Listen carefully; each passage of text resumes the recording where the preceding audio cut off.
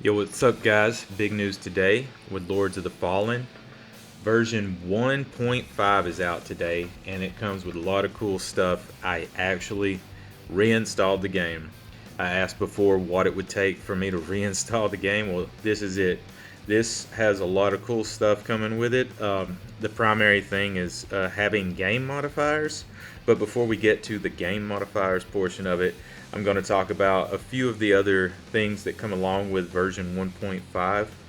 Of course, there's performance optimization and stability improvements, difficulty balancing, including mob density reduction and nerfed ranged attacks. I don't like the mob reduction, but that's not going to matter because of the modifiers. The split between PvP and PvE game balancing, that's a big thing. That's something, they took a note from Software, and it's something that should have happened a long time ago, but we have a separation between the PvP balancing and PvE balancing. I believe they started to separate those a little earlier on. I think this is just a complete split. Online multiplayer enhancements for improved matchmaking and connection stability. Still, that's part of the ongoing improvements that they're making. Nothing new, groundbreaking. New quest lines including Season of the Bleak, Trial of the Three Spirits, and Way of the Bucket. Way of the Bucket was released earlier, but having some new content in there makes this even better. New armor and weapon sets, additional secret boss weapon abilities. Those are really needed because there needs to be an improvement to weapon sets, weapon move sets entirely, because it is just a little bit one-dimensional.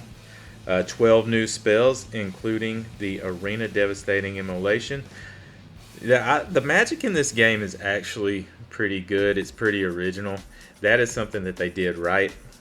New Grievous Strikes. Each weapon family now features 2 unique finishers, one for single-handed wielding and another for two-handed. That's cool. 3 new projectiles, Blood Vomit, Explosive Mines, and Frost Worms. Yeah, the Frost Worms should have been there. I love the enemy that spits those out, and I was like, why is that not a spell yet? And some quality of life updates, including inventory expansion, an appearance reset, storage functionality, and gamepad rebinding. But all that being said, that is not the most important thing about this. The advanced game modifiers, that's where the whole bread and butter of this patch is. Now, what you want to do, you're going to have to start a new save for this. You have to start a new game, and this is how you can apply those modifiers. Those modifiers will include Iron Man. So dying in Umbral resets your current playthrough. You'll awaken at the start once again. World progression reset, but player progression and inventory is retained, and certain scripted moments are excluded from this. There's pre-upgraded loot.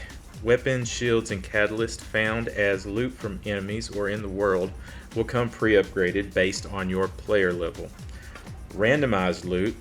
Loot dropped by enemies and found in the world is randomized. Does not affect quest and progression items, nor unique boss items.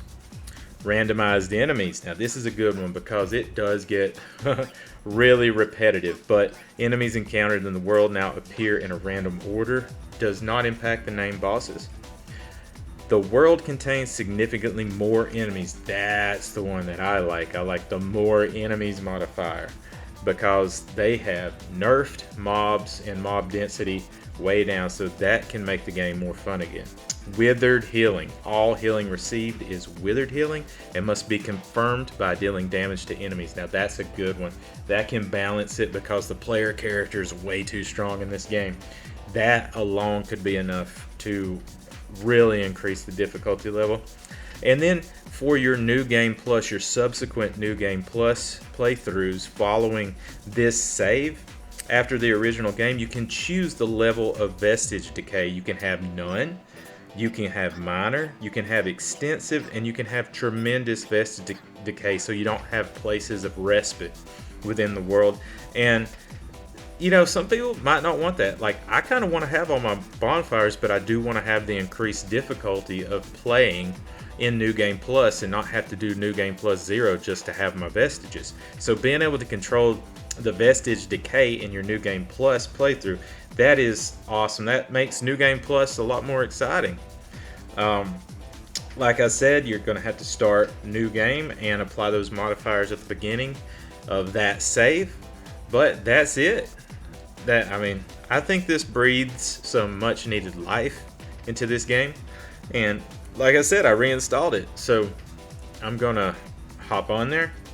I'm going to see how difficult I can make this game. I can probably make this game more difficult than Dark Souls by choosing various levels of just heart-wrenching, really just frustrating things to do to myself. But that's all I got for today. Exciting news. And y'all have a great day. Peace.